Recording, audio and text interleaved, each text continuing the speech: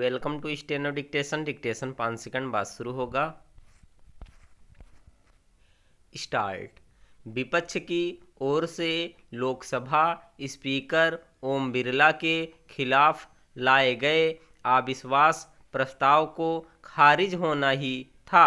इसे विपक्ष भी भले तरह जानता था और इसीलिए जब यह प्रस्ताव ध्वनिमत से खारिज हुआ तो उसने मतदान की मांग नहीं की, क्योंकि वह समझ रहा था कि नतीजा बदलने वाला नहीं है। विपक्ष और विशेष रूप से कांग्रेस ने लोकसभा स्पीकर के खिलाफ अविश्वास प्रस्ताव लाकर यह दिखाने की कोशिश की थी वह इसे लेकर बहुत गंभीर है, लेकिन जब उस पर बहस का समय आया तो वह पश्चिम एशिया के संकट पर चर्चा की मांग करने लगा। ऐसा नहीं है कि सरकार इस विषय पर बहस के लिए तैयार नहीं थी, लेकिन विपक्ष और विशेष रूप से कांग्रेस ने यही प्रदर्शित किया कि वह अपनी ही ओर से लाए गए प्रस्ताव को लेकर गंभीर नहीं। निसंदेह राहुल गांधी नेता प्रतिपक्ष हैं, लेकिन इसका यह मतलब नहीं कि उन्हें जो मन में आए वह बोलने की अनुमति मिल जाए और वे अपने को संसदीय नियमों से परे समझें।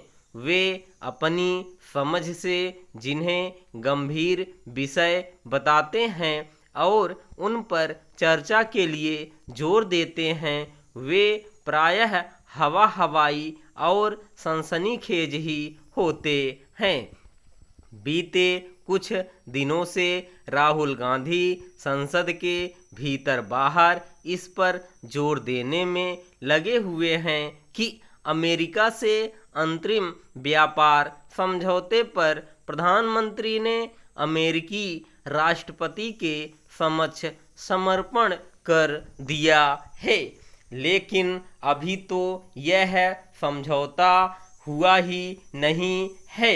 इसके पहले वे यह सिद्ध करने की असफल कोशिश करने में लगे हुए थे कि चुनाव आयोग मोदी सरकार के इशारे पर मतदाता सूचियों का इस तरह विशेष गहन पुनरीक्षण यानी एसआईआर करने में लगा हुआ है ताकि भाजपा को चुनावी लाभ मिले।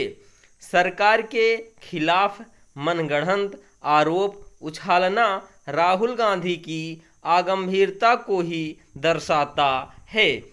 वे संसद की कार्यवाही को लेकर भी गंभीर नहीं दिखते। इसे गृह मंत्री अमित शाह ने अच्छी तरह रेखांकित किया। उन्होंने विस्तार से बताया कि लोकसभा अध्यक्ष पर खुद को सदन में न बोलने देने का आरोप लगाने वाले राहुल गांधी ने किस तरह 12 महत्वपूर्ण विधेयकों पर चर्चा में भाग नहीं लिया। इसी तरह संसद के विभिन्न सत्रों के दौरान किस प्रकार उन्होंने विदेश यात्रा करना आवश्यक समझा।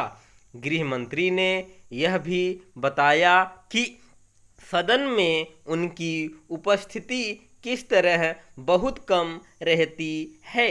लोकसभा अध्यक्ष के खिलाफ लाए गए अविश्वास प्रस्ताव पर विपक्ष को हार मिलनी ही थी, लेकिन इसका परिणाम यह नहीं होना चाहिए कि सत्ता पक्ष एवं विपक्ष के रिश्ते और कटुतापूर्ण हो जाएं। इससे किसी को कुछ हासिल नहीं होगा। यह समय की मांग है कि संसद में सभी मुद्दों पर धीर गंभीर तरीके से चर्चा हो, लेकिन यह तब तक संभव नहीं जब तक विपक्ष हर मसले पर उल्टे सीधे आरोपों के साथ हंगामा करता रहेगा। जीवन में एक ऐसा पड़ाव भी आता है जब प्रशंसाएं अत्यंत प्रिय लगती हैं। उस समय दूसरों के खींचे हुए शब्द चित्र ही हमारे लिए दर्पण बन जाते हैं। हम स्वयं को प्रायः उन्हीं की दृष्टि से देखने और परखने लगते हैं।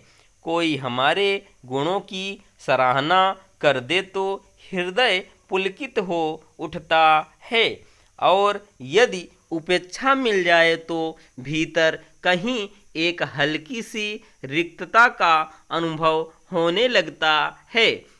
समय के साथ जीवन का एक अन्य चरण भी आता है, अनुभवों और संघर्षों से परिपक्व हुआ चरण। वह अवस्था जब हम भीतर से पूर्णतः दृढ़ एवं अविचल हो चुके होते हैं। अब अपने अस्तित्व की पुष्टि के लिए ब्रह्मा प्रशंसा के अनुमोदन की आवश्यकता नहीं रह जाती। प्रशंसा सुनना अभी भी सुखद लग सकता है, किंतु वह हमारे लिए अनिवार्य नहीं रह जाती, क्योंकि अब हम स्वयं जानते हैं कि हमारे व्यक्तित्व का कौन सा पक्ष प्रशंसनीय है और कहाँ अभी भी सुधार की संभावना शेष है। हमें यह बोध हो जाता है कि हर श्रेष्ठ कार्य को तालियों की आवश्यकता नहीं होती।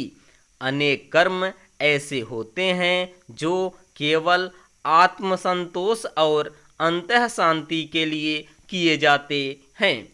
अब यदि कोई हमारी प्रशंसा कर दे तो हम उसे विनम्र मुस्कान के साथ स्वीकार कर लेते हैं, और प्रशंसा न मिलने पर हमारे भीतर कोई अभाव नहीं जन्म लेता। हम अपने आप के प्रति निष्पक्ष हो चुके होते हैं। गुण अवगुण किसी भी तरफ तुला नहीं झुकती। हमें ज्ञात होता है कि हमारे भीतर क्या सुंदर है और क्या अभी भी परिमार्जन की अपेक्षा रखता है। वस्तुतः यही परिपक्वता है जब मनुष्य दूसरों की दृष्टि से नहीं अपितु अपनी अंतर्दृष्टि के आधार पर स्वयं को पहचानने लगता है। बस इस अंतर्दृष्टि को पाने के लिए एक उम्र खर्च करनी होती है, क्योंकि कोई भी अच्छी वस्तु बिना मूल्य चुकाए प्राप्त नहीं होती। जिसने यह अंतर्दृष्टि जितनी जल्दी पाली वह उतना अधिक लाभ में रहा। स्टॉप।